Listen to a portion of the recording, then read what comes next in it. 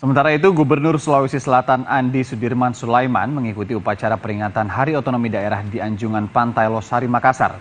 Di peringatan 27 tahun Hari Otonomi Daerah itu, Andi Sudirman Sulaiman mengajak untuk membangkitkan semangat berinovasi untuk meningkatkan kualitas pelayanan masyarakat.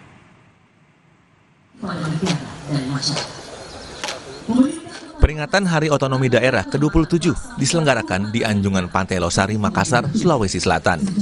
Upacara dihadiri sejumlah kepala daerah di tanah air. Pemerintah Provinsi Sulawesi Selatan dan pemerintah Kota Makassar menjadi tuan rumah pada peringatan Hari Otonomi Daerah ini.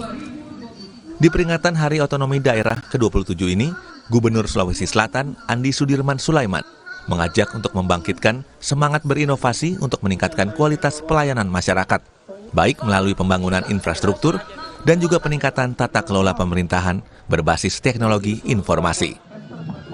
Selain itu, peningkatan kinerja penyelenggaraan pemerintahan juga diupayakan melalui keserasian hubungan pemerintah pusat dan pemerintah daerah hingga ke masyarakat, sehingga tercipta tata kelola pemerintahan yang baik dan bersinergi.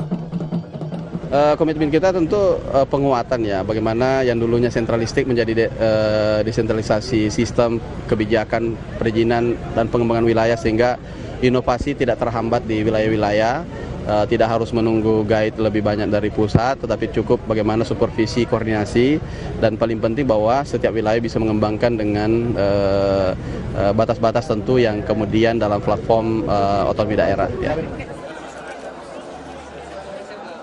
Peringatan Hari Otonomi Daerah ke-27 di tahun 2023 ini mengangkat tema Otonomi Daerah Maju, Indonesia Unggul. Arif Tirtana, Kompas TV Makassar, Sulawesi Selatan. Saudara, nanti usai jeda, jangan lewatkan aksi meracik minuman herbal yang segar dan nikmat dan pastinya bermanfaat untuk kesehatan. Saat lagi di Sapa Indonesia Akhir Pekan.